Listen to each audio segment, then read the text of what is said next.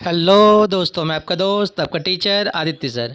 आज हम लोग डिस्कस करेंगे बीकॉम 6 सेमेस्टर का एक पेपर जिसका नाम है फाइनेंशियल इंस्टीट्यूशन एंड मार्केट। ये पेपर जो है आपका महात्मा गांधी काशी विद्यापीठ का है। इसी का आंसर हम लोग डिस्कस करने वाले हैं। ये देखिए, BCom 6 semester examination 2024 elective paper है और पेपर का नाम क्या है, फाइनेंशियल इंस्टीट्यूशन एंड मार्केट। और जो हमारे पास पेपर है उसका बुकलेट कोड जो है वो बुकलेट कोड ए है। इसी का आंसर हम लोग डिस्कस करने जा रहे हैं। क्वेश्चन नंबर फर्स्ट, प्रतिभूतियों की परिपक्वता के आधार पर वित्तीय बाजारों को इस प्रकार वर्गीकृत किया जा सकता है, मुद्रा बाजार और पूंजी बाजार। यह इसका आंसर है option number first.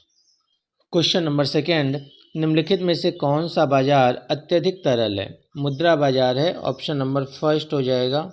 Question number third, निम्नलिखित में से कौन सा कथन सत्य है, मुद्रा बाजार अल्पकालीन आवश्यकताओं के लिए उपयुक्त है जबकि पूंजी बाजार दीर्घकालीन लक्ष्यों को पूरा करता है। सेकेंड ऑप्शन, मुद्रा बाजार निवेश आमतौर पर 1 वर्ष या उससे कम समय के लिए आयोजित किए जाते हैं जबकि पूंजी बाजार निवेश लंबी अवधि के लिए होते हैं। तीसरा ऑप्शन, पहला और दूसरा दोनों, फोर्थ नन, थर्ड वाला आंसर हो जाएगा। क्वेश्चन नंबर 4, निम्नलिखित में से कौन सरकारी प्रतिभूतियों की श्रेणी में नहीं आता, दिनांकित प्रतिभूतियाँ, ट्रेजरी बिल, राज्य विकास ऋण या जमा प्रमाण पत्र। जमा प्रमाण पत्र हो जाएगा answer option number 4। Question number 5, RBI के साथ बनाए गए खाते का नाम बताइए जिसमें सरकारी प्रतिभूतियां रखी जाती हैं। चारों ऑप्शन देखिए, इसका आंसर हो जाएगा option number third, subsidiary general ledger SGL। Question number 6, निम्नलिखित में से कौन सा मुद्रा बाजार का सबसे कम जोखिम भरा साधन है, वाणिज्यिक पत्र, ट्रेजरी बिल, जमा का प्रमाण पत्र या कॉल मनी। ट्रेजरी बिल हो जाएगा option number second. Question number 7, इनमें से कौन सा बाजार 1 वर्ष से कम परिपक्वता के साथ प्रतिभूतियों के व्यापार की अनुमति देता है, वैश्विक बाजार, मुद्रा बाजार, पूंजी बाजार या लेन देन बाजार। मुद्रा बाजार हो जाएगा option number second. Question number 8, निम्नलिखित में से कौन सा वित्तीय बाजार की कार्यप्रणाली है, मूल्य निर्धारण, वित्तीय परिसंपत्तियों को तरलता प्रदान करना, बचत जुटाना या उपरोक्त सभी। ये सभी हो जाएगा ऑप्शन नंबर 4। क्वेश्चन नंबर 9, निम्नलिखित में से कौन वित्तीय प्रणाली का एक प्रमुख घटक है, वित्तीय संस्थान, वित्तीय प्रतिभूतियाँ, वित्तीय बाजार या ये सभी। ये सभी हो जाएगा ऑप्शन नंबर 4।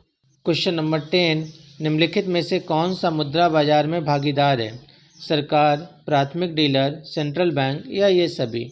ये सभी है ऑप्शन नंबर 4। क्वेश्चन नंबर 11, मुद्रा बाजार में शामिल है संगठित क्षेत्र, असंगठित क्षेत्र, दोनों या कोई नहीं। इसका हो जाएगा ऑप्शन नंबर, बताइए कौन सा होगा, ऑप्शन नंबर थर्ड हो जाएगा, संगठित असंगठित दोनों। एक असुरक्षित ऋण साधन है जो ज़्यादातर प्रमुख और उच्च श्रेणी की कंपनियों द्वारा अल्पकालीन धन जुटाने के लिए जारी किया जाता है, वाणिज्यिक पत्र, इक्विटी शेयर, जमा का प्रमाण पत्र या उपरोक्त में से कोई नहीं।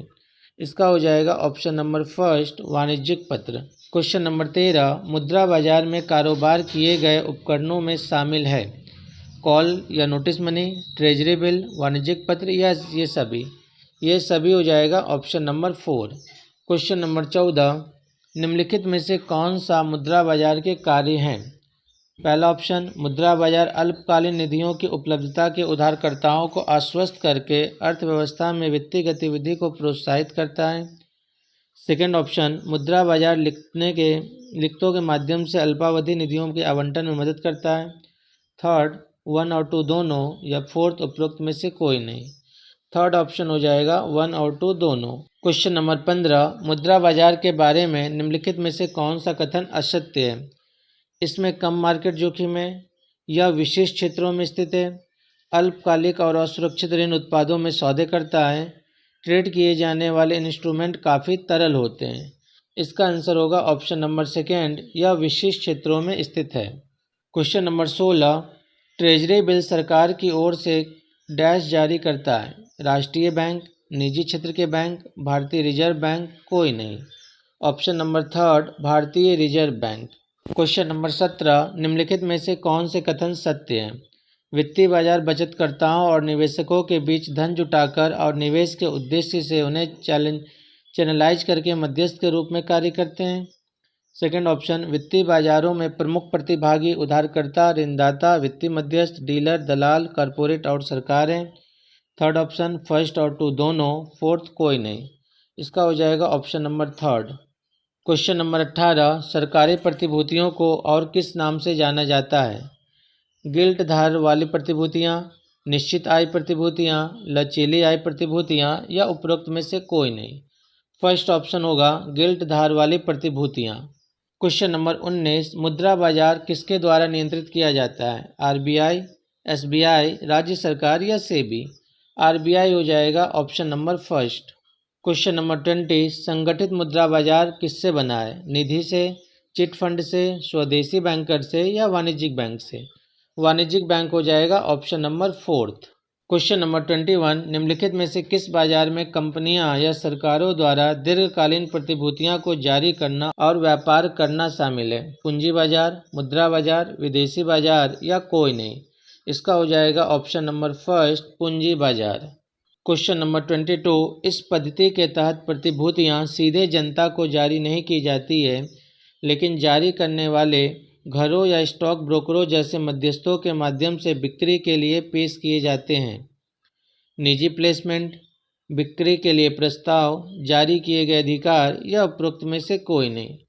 इसका आंसर होगा ऑप्शन नंबर सेकेंड, बिक्री के लिए प्रस्ताव। क्वेश्चन नंबर 23, प्राथमिक बाजार में नवीन निर्गमनों के फ्लोटेशन के तरीके हैं। निजी प्लेसमेंट, राइट इशू, आईपीओ या उपरोक्त सभी?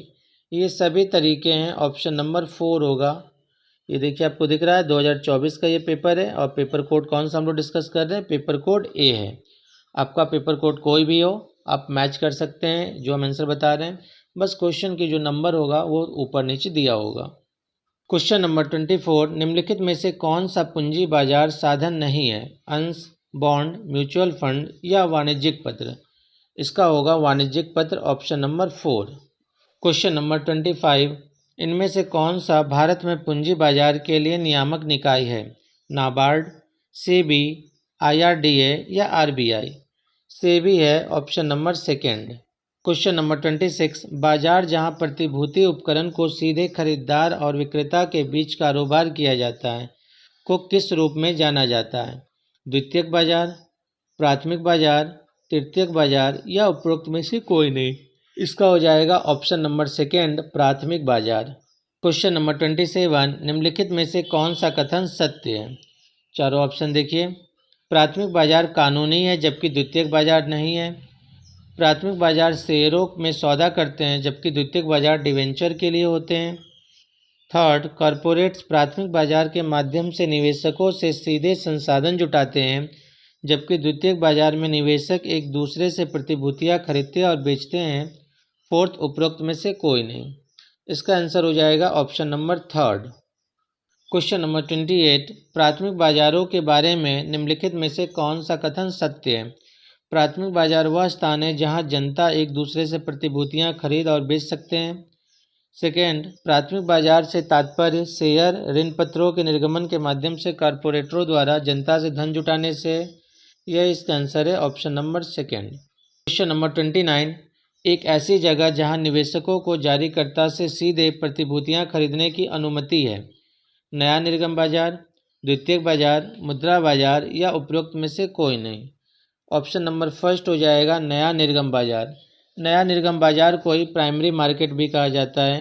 क्वेश्चन नंबर 30, किस उपकरण के धारक कंपनी के सदस्य हैं और उसके पास मतदान का अधिकार है? वाणिज्यिक पत्र, ट्रेजरी बिल, डिवेंचर या इक्विटी? इक्विटी हो जाएगा इसका answer, option number 4। Question number 31, जिन बाजारों में निगमों द्वारा धन जुटाने के लिए नई प्रतिभूतियां जारी की जाती है उन्हें क्या कहा जाता है? नया निर्गम बाजार कहा जाता है, primary market, option number first. Question number 32, पूंजी बाजार लिखतों की परिपक्वता अवधि होती है 356 दिन, 91, 10 वर्ष, कोई सीमा नहीं।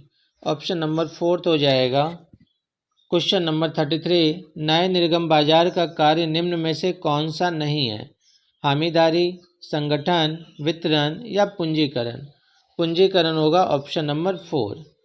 क्वेश्चन नंबर 34, ESOP कर्मचारी स्टॉक स्वामित्व योजना के तहत शेयर किसे जारी किए जाते हैं? कर्मचारी, प्रमोटर, सामान्य जनता या कोई नहीं?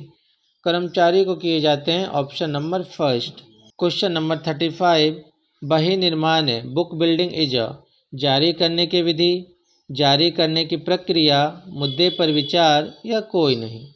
जारी करने की प्रक्रिया है option number 2। Question number 36, right issue के तहत अंश किसे जारी किए जाते हैं? मौजूदा अंशधारक, नए निवेशक, पिछले शेयरधारक या आम जनता? फर्स्ट ऑप्शन हो जाएगा मौजूदा अंशधारक। IPO का अर्थ है, IPO का मतलब होता है initial public offering. Option number 1 हो जाएगा। क्वेश्चन नंबर 38, बोनस इशू इसमें मदद करता है, पूंजी बढ़ाना होगा option number 1। Question number 39, OTCEI stands for over the counter exchange of India होगा option number 1। Question number 40, what is the purpose of OTCEI? OTCEI का उद्देश्य क्या है? लार्ज कैप कंपनियों के व्यापार को सुविधाजनक बनाने के लिए, पूंजी जुटाने के लिए छोटी और मध्यम आकार की कंपनियों के लिए एक मंच प्रदान करना, विदेशी मुद्रा लेन देन को विनियमित करने के लिए, सट्टा व्यापार को बढ़ावा देना? ऑप्शन नंबर 2 हो जाएगा, पूंजी जुटाने के लिए छोटी आकार की कंपनियों के लिए मंच प्रदान करना। क्वेश्चन नंबर 41, भारत का सबसे पुराना स्कंद विनिमय कौन सा है? National Stock Exchange, Bombay Stock Exchange, Multi Commodity Exchange या National Commodity and Derivative Exchange? Bombay Stock Exchange है ऑप्शन नंबर 2।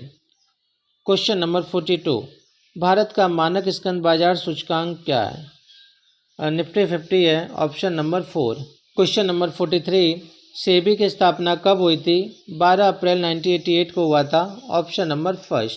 क्वेश्चन नंबर 44, इनमें से कौन स्कंद विनिमय का कार्य है? आर्थिक बैरोमीटर की भूमिका, प्रतिभूतियों का मूल्यांकन, निवेश और बचत को प्रोत्साहित करना या ये सभी? ये सभी हो जाएगा ऑप्शन नंबर 4। क्वेश्चन नंबर 45, कितनी कंपनियां Sensex stock exchange sensitive index का हिस्सा है? 30 है option number 2। Question number 46, Nifty national Stock exchange की स्थापना कब हुई थी? 1996 में हुआ था ऑप्शन नंबर 3। क्वेश्चन नंबर 47, निम्नलिखित में से कौन सा शेयर बाजार के अचानक मूल्य खोने का एक कारण हो सकता है? एक आतंकवादी हमला, एक बड़ी कंपनी का दिवालियापन, वैश्विक मंदी का डर या उपरोक्त सभी? उपरोक्त सभी है ऑप्शन नंबर 4। क्वेश्चन नंबर 48, भारतीय प्रतिभूति विनिमय बोर्ड सेबी के बारे में निम्नलिखित में से कौन सा कथन गलत है? यह एक वैधानिक निकाय है, इसे 1992 में एक अध्यादेश द्वारा वैधानिक शक्तियां दी गई थी, यह एक गैर संवैधानिक निकाय है, उपरोक्त में से कोई नहीं? ऑप्शन नंबर 3 हो जाएगा, यह एक गैर संवैधानिक निकाय है। Question number 49, national Stock exchange का मुख्यालय कहाँ है? मुंबई में है ऑप्शन नंबर 1। क्वेश्चन नंबर 50, केंद्र सरकार ने सेबी को वैधानिक शक्तियाँ डैश द्वारा दी गई है? सेबी एक्ट 1992 के तहत दी गई है option number 1। Question number 51, Bharat में पहला कंप्यूटरीकृत स्टॉक एक्सचेंज था? BSE, MCX, NSE या OCTEI? NSE होगा, national Stock exchange option number 3। Question number 52, SEBI किसका नियामक है? पूंजी बाजार, मुद्रा बाजार, कमोडिटी मार्केट? ऑप्शन नंबर 3 हो जाएगा, commodity market. Question number 53, dash broker की देखरेख में काम करते हैं, वे ट्रेडों को निष्पादित करने और ग्राहकों को निवेश सलाह प्रदान करने में सहायता करते हैं? पोर्टफोलियो सलाहकार, जॉबर्स, बाजार निर्माता या सब ब्रोकर? सब ब्रोकर होगा ऑप्शन नंबर 4। क्वेश्चन नंबर 54, बिचौलिया है जो निवेशक की ओर से खरीद और विक्रय के आदेश निष्पादित करते हैं, वे शेयर बाजार में खरीदारों और विक्रेताओं के बीच एक सेतु के रूप में कार्य करते हैं। ब्रोकर, यही इसका आंसर है option number 1। Question number 55, dash एक कंपनी या संगठन है जो ग्राहकों या सदस्यों की ओर से पैसा निवेश करता है, जैसे म्यूचुअल फंड, पेंशन फंड और हेज फंड? ऑप्शन देखिए, पहला संस्थागत निवेशक, पोर्टफोलियो सलाहकार, बाजार निर्माता या जॉबर्स? फर्स्ट ऑप्शन हो जाएगा संस्थापक निवेशक। क्वेश्चन नंबर 56, सेंसेक्स क्या है?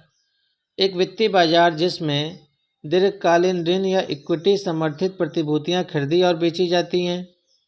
यह नेशनल स्टॉक एक्सचेंज या इक्विटी बेंचमार्क सूचकांक अंश की सापेक्ष कीमतों को इंगित करने में, या उपरोक्त में से कोई नहीं। इसका आंसर जो होगा वो होगा option number second. Question number 57, भारतीय प्रतिभूति और विनिमय बोर्ड सेबी की भूमिका क्या है? व्यक्तिगत व्यवसायों को पदावनत करने के लिए, कृषि, कुटीर और ग्रामोद्योग के संवर्धन और विकास के लिए ऋण प्रवाह को सुगम बनाना, विदेशी भंडार का संरक्षक, क्रेडिट कंट्रोलर और देश में करेंसी नोटों की छपाई और आपूर्ति का प्रबंधन करना, या फोर्थ, प्रतिभूतियों में निवेशकों के हितों की रक्षा करना। यह इसका आंसर है ऑप्शन नंबर फोर्थ, प्रतिभूतियों में निवेशकों के हितों की रक्षा करना। क्वेश्चन नंबर 58, निवेशक सुरक्षा उपायों का मुख्य उद्देश्य क्या है? अनैतिक निवेश प्रथाओं को प्रोत्साहित करने के लिए, निवेशक को कदाचार से बचाने के लिए, धोखाधड़ी गतिविधियों को बढ़ावा देने के लिए, या फोर्थ, दलालों और लीड प्रबंधकों को लाभ पहुंचाने के लिए। ऑप्शन नंबर सेकंड हो जाएगा, निवेशकों को कदाचार से बचाने के लिए। क्वेश्चन नंबर 59, निम्नलिखित में से कौन सी कंपनी के खिलाफ सामान्य शिकायत नहीं है? प्रतिभूतियों के हस्तांतरण के पंजीकरण में देरी, राइट इशू ऑफर की गैर प्राप्ति, लाभांश का भुगतान न करना, सार्वजनिक जमा का गैर पुनर्भुगतान। इसका आंसर होना चाहिए option number fourth. Question number 60, NSDL और CDSL भारत में केवल रजिस्टर्ड डिपॉजिटरी हैं, वे डैश के साथ पंजीकृत हैं? सेबी, RBI, SBI या नाबार्ड? सेबी हो जाएगा option number first. Question number 61, निवेशकों की शिकायतें हो सकता है कंपनियों के खिलाफ, दलालों के खिलाफ, डिपॉजिटरी के खिलाफ, या उपरोक्त सभी? उपरोक्त सभी हो जाएगा option number fourth. Question number 62, एक निवेशक स्टॉक एक्सचेंजों से संबंधित शिकायतों का निवारण कहाँ कर सकता है? न्यायालय, सेबी, स्टॉक एक्सचेंजों में शिकायत प्रकोष्ठ, या उपरोक्त सभी? सेबी होगा option number second. Question number 63, वह प्रक्रिया जिसके द्वारा किसी निवेशक के भौतिक प्रमाण पत्रों को इलेक्ट्रॉनिक रूप से प्रतिभूतियों के बराबर संख्या में परिवर्तित किया जाता है? इसका हो जाएगा option number first. Question number 64, NCLT का पूरा नाम क्या है? नेशनल कंपनी लॉ ट्रिब्यूनल है, ऑप्शन नंबर फर्स्ट हो जाएगा। क्वेश्चन नंबर 65, NCLT और NCLAT का गठन कब किया गया था? 1 जून 2016 को किया गया था, option number first. Question number 66, dash NCLT के आदेशों के खिलाफ अपील सुनने के लिए गठित एक अपीलीय न्यायाधिकरण है? चार ऑप्शन देखिए, राष्ट्रीय कंपनी कानून अपीलीय न्यायाधिकरण, केंद्रीय प्रशासकीय न्यायाधिकरण, राज्य प्रशासकीय न्यायाधिकरण, या साइबर अपीलीय न्यायाधिकरण? फर्स्ट ऑप्शन हो जाएगा राष्ट्रीय कंपनी कानून अपीलीय न्यायाधिकरण, NCLAT। क्वेश्चन नंबर 67, NCLT का अधिकार क्षेत्र है जबकि NCLT का डैश अधिकार क्षेत्र है? पहला ऑप्शन हो जाएगा प्राथमिक और अपीलीय। क्वेश्चन नंबर 68, निम्नलिखित में से कौन सा कथन सत्य है? National company law tribunal Bharat में एक अर्ध न्यायिक निकाय है जो भारतीय कंपनियों से संबंधित मुद्दों का निर्णय करती है। Second option, tribunal company act 2013 के तहत स्थापित किया गया था और भारत सरकार जून 1, 2016 को गठित किया गया था। यह बालकृष्ण एराडी समिति की सिफारिश पर आधारित है। दोनों सही है, इसलिए इसका आंसर होगा option number third. Question number 69, प्राथमिक बाजार में सेबी दिशा निर्देशों का उद्देश्य क्या है? स्टॉक एक्सचेंजों को विनियमित करने के लिए, नए शेयर पूंजी जारी करने में गुणवत्ता मानकों को बनाए रखने के लिए, द्वितीयक बाजार लेनदेनों को निगरानी करने के लिए, या म्यूचुअल फंड की देखरेख करने के लिए? फर्स्ट ऑप्शन हो जाएगा स्टॉक एक्सचेंजों को विनियमित करने के लिए। क्वेश्चन नंबर 70, कौन सी नियामक संस्थान आमतौर पर स्टॉक एक्सचेंज लेनदेनों से संबंधित शिकायतों को संभालती है? फेडरल रिजर्व, प्रतिभूति और विनिमय आयोग, अंतर्राष्ट्रीय मुद्रा कोष, या विश्व बैंक? इसका हो जाएगा option number second. Stock exchange में निष्पक्ष और पारदर्शी व्यापार प्रथाओं को सुनिश्चित करने के लिए कौन सी इकाई जिम्मेदार है? स्टॉक ब्रोकर, बाजार निर्माता, रेगुलेटर, या शेयरधारक? रेगुलेटर हो जाएगा option number third. Question number 73, निम्नलिखित में से कौन सा कपटपूर्ण स्टॉक एक्सचेंज लेन देन में संलग्न होने का संभावित परिणाम नहीं है? जुर्माना और दंड, व्यापारिक विशेषाधिकार की हानि, बढ़ी हुई प्रतिष्ठा और विश्वसनीयता, या कारावास। बताइए इसका आंसर क्या होगा? ऑप्शन नंबर सेकेंड होगा या ऑप्शन नंबर थर्ड? इसका जवाब आप हमें कमेंट के माध्यम से देंगे। क्वेश्चन नंबर 74, निम्नलिखित में से किस कार्यवाही को शेयर बाजार धोखाधड़ी का एक रूप माना जाता है? सार्वजनिक सूचना के आधार पर किसी कंपनी के शेयर खरीदना, नुकसान को कम करने के लिए बाजार में गिरावट दौरान शेयर बेचना, स्टॉक की कीमतों में हेरफेर करने के लिए झूठी अफवाहें फैलाना, या फोर्थ, नियोक्ता द्वारा दिए गए स्टॉक विकल्पों का प्रयोग करना। ऑप्शन नंबर थर्ड होगा, स्टॉक की कीमतों में हेरफेर करने के लिए झूठी अफवाहें फैलाना। Question number 75, full form of NSDL। NSDL का पूरा नाम पूछा है, इसका होगा national securities depository limited. Option number first. ये हमारा टोटल जो 75 क्वेश्चन था, सभी का आंसर हमने बता दिया। आज की क्लास में समाप्त करते हैं। धन्यवाद।